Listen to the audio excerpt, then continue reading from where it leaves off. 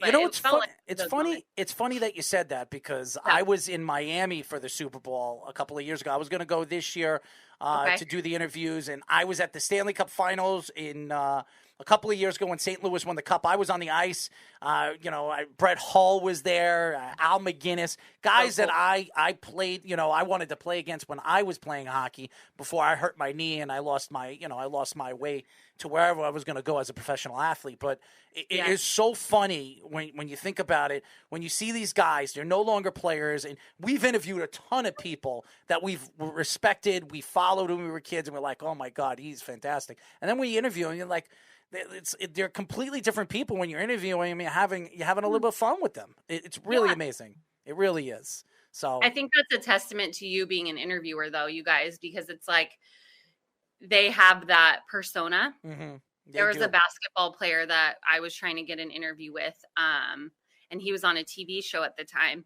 And it's like, you're going to pull out the bad part of his personality if you go down this certain path of questions. And I'm like, okay, because they have their like professional, right, which the world kind of sees. And then they have their, their own personality, right? And I think people forget that. But when you get in front of them and you have a good line of questioning, it just slowly peels them back. So I think that's a testament to your questions if you're able to get them to act a little more human. Well, it's so funny that you say that because I think there was only one interview that we've had on this show that the guy kind of just like was came off just like thinking that we were crazy. And I used to, I used to ask these silly questions. I would get 5-6 silly questions for anybody that we interviewed. Who was the Bulls analyst? Chuck Swirsky. We had Chuck on the show. He knew quick. Yes. Petey knew quick. Yes. So we had Chuck on the show. He brings it up all the time because of this. Yes. So we had Chuck on the show, and we had special music for him. And so I said, Chuck, we're going to ask you 5 crazy questions. You ready to answer them? He says, how crazy are they going to be? I was like, I don't know. We're going to go with it, okay? So I asked him the first 2 questions. He answers it. He's laughing. So I said, the third question I had for him, I said, listen, Chuck, if there was a pair of women clothes that you could go out in public that you could wear, what would they be? And what type of color lipstick you would wear when you went out public?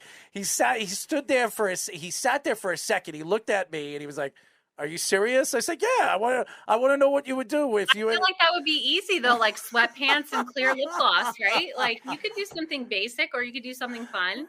The funnier part of it, though, is we actually had, earlier in that same show, we had the ex-pass rusher for the Broncos and the Ravens, Trevor Price, on the show. And he was saying he would go full nude. So... What a variety. What a colorful variety of answers. So, yeah, you went from that extreme where he rolled with everything to Chuck completely swarming off the show. You asked the question, he just answered it honestly. Oh man, we still haven't gotten back on the show. Oh no, you got to be like, all right, let's try again. You guys are Andy Cohen in this situation. Like, we're going to plead the fifth and ask you questions, and you can only not answer one. That's the kind of vibe I'm getting with that. Well, it's funny because when we interview these guys, we always tell them before the show, this is not like any other interview you've ever had. We'll ask you some silly questions. We'll ask you the regular questions to everybody, and then we're going to go off topic. When people listen to shows, in any kind of radio, they get bored of the same stupid questions you ask the same damn people. Interesting. Yeah, exactly. Yeah. So what we do is we say, you know what? We're going to throw you a curveball. We're going to throw you. So we had Jarvis Green on 2 weeks ago. He was absolutely drunk in his taxi, okay? He was driving around Boston. He told us he was going to call us when he was driving around. Wait, where was he driving around? In Boston. In Boston. In Okay, Boston. Sorry. I just had to hear it again. It's so good. Us New Yorkers, our deep accents. New Yorkers. I love it. Sorry, go ahead. Yeah, so, and he was wasted, and he had such a good time with us because we just had him laughing. We had him spitting out his stuff, out of his mouth. You got it. That's what it's about. A little sip, a little spill. It's okay. Oh, you got to have some fun. Why not? Absolutely. And then we had somebody that was drunk on our show, so it really fit together. I heard a little bit about that when I was sitting waiting to come in. I heard a little bit about that. Well, he's no longer a part of the show anymore. So. Oh, bless him wherever he is. Yes, Carl Christian Okoye was also a very good interview as well. Wonderful. Good. There you go. See, it's your guys' questions too. You got to bring them there. Oh, Christian Christian loved us. And it was hard to get Christian on the show. He doesn't really do a lot of interviews. He wanted to come on our show, and we had him laughing the whole time. He couldn't stop laughing. We actually renamed him. He was at first he calls himself the Nigerian Nightmare. I said, there's too many athletes named the Nigerian Nightmare. How about we call you? Yeah, there's like 3 of them now. Okay, 3's too many. 2 maybe you could get away with. He's got there's an MMA fighter called the Nigerian Nightmare, and there's also a runner called the Nigerian Nightmare. I didn't know about the runner. Yes. Okay. So what we did was first I said, you know what? You look beautiful. You have a beautiful daughter that sings the national anthem at a Lakers, not a Lakers game, an LA Dodgers game. So you know what we're going to call you? We're going to call you the Nigerian goddess. He said, and everybody on the feed was telling me, oh, you're going to call this big man a Nigerian goddess. He liked it. He liked it. Not?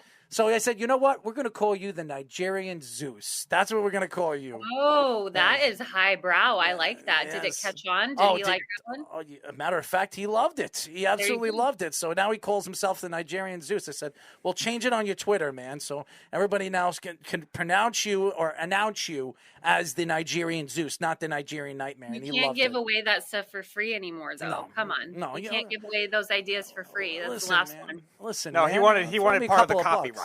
He did. No, you did too. You were saying that. I want a couple of bucks, man. I mean, he's trying to get money from Roger Goodell when he was at the Super Bowl. I might as well get some money from him. So, you want a little finder fee. That's right. The cycle of money. It starts with Roger Goodell, comes back to you. There you go. Oh, full circle right there. So so you're mentioning LA, a lot of the sports culture over there being a lot integrated with the movies too, and we see that a lot with the celebrity fans that have come into the games, and a lot of the times they don't get the same kind of the home crowd kind of thing you saw the Rams do with the 49ers in the NFC Championship game, try to block it off. Now, do you think this is the kind of thing that is going to be a problem for them if in certain sports if they can't get a real legitimate fan base, or do you think the market will still end up being strong for that kind of thing just with the celebrities and the famous people? I think if you're talking about the LA market, it's always going to be strong, right? Like it's a place to see and be seen. There's too much money. There's too much opportunity for that kind of a thing to just kind of let a fan base kind of not kill it, let it be a downer. Mm-hmm. So I think what people don't understand too is like in LA, you're coming in the 3rd inning and you're leaving in the 7th. I like to call it the Dan Walters. He's a legendary Budweiser executive. And that was like his style. I'm going to come in the 3rd. I'm going to leave in the 7th. And that's my jam, right? I think that's just the LA way. Not to be rude or not to hate on other fan bases, but you're in New York and you're in Boston, I assume, with your background. That's you guys get the big fan base. Like there's other things to do. I like to tease my husband, who's the Arkansas Razorback fan. I'm like, of course you are, because there's nothing else there. If you're living in Arkansas, not to be rude, but like, are you going to go cheer on Walmart? Do you know what I mean? Yeah. Like in LA, you have all these teams. Plus, we're not even talking about like the Sparks and the LAFC. Like there's so many things. And then you go to college stuff, and then you go to just like where you are in LA. So I think that it's not going to, asses and seats is good, but in LA, it's not necessarily the thing that's going to need to be checked to collect on it, obviously, as they won. But that SoFi Stadium's big too, so we got to give it a chance. If you put it in other arenas, it might look a little bit more full. Thing. Arkansas got a nice basketball team, so there's some optimism there. Eric Musselman is the man, I must say. I love that guy. He's very kind. I've booked him before. I love the Red Sox, too. They have a special place in my heart. I got married outside of Fenway during COVID. Well, we're Yankee fans, and by the way, he's a Met fan. I'm a Met fan. And he's not actually... Isn't that Fenway, though? Yes, it is. The background is. It is funny you brought up Boston, though. We're in the same studio. We're in New York. These are all, We're in the same studio. We're from New York. It's funny, though, you brought up Boston, because I have one brother who's working there. He's in engineering, and then my other brother's going to school there at Northeastern. So. Well, there you go. Then you have some ties there, too, but you guys are both New York guys then, okay? All right. Our studio is based out of New York, so we're here in Long Island. So, Long Island. Well, enjoy the Yankees. Yeah, well, I am enjoying the Yankees. Not much, but I'm enjoying them. Hey, what if they get locked out, though? Everybody's going to be screwed. I think this only benefits the Yankees if the lockout, considers to take away 60, 70 games, because the Yankees have always been fighting injury every year. They always have the most injuries. If it's a shorter season, it benefits the Yankees. I think this will benefit the Yankees with a shorter season. Anyways, as everybody knows, we are talking to ESPN talent producer Katie Hennessey. One of our fans wanted me to ask you this question. Yes. All right, yes. Here it is. Ask her to give a juicy story about an ESPN personality from behind the scenes. Ooh, a juicy story. I don't know what's considered juicy. Like, I have never had bad interactions with any of our talent. And that might sound like bullshit, but I think you get what you give. Yes. And I like to think that I'm pretty cool. Just my own opinion. But I'll tell you a story about college football playoff that was just in Indy. I was with Quavo all day, right? So I'm like taking Quavo to a party, then taking him to the stadium to do a hit on Countdown to Game Day, which was the live digital show. And then I took him onto the field, and then he ends up being like in the locker room, right? There's pictures of him. He's just kind of living it up. I literally take Quavo and he's like, let's celebrate. And I'm like, okay, cool. Go home or go wherever, go forward and have fun. And he's like, no, you tell me where to go. And I'm like, I'm in Indianapolis. I don't know where to go. And I'm like, there's a cool bar at my hotel.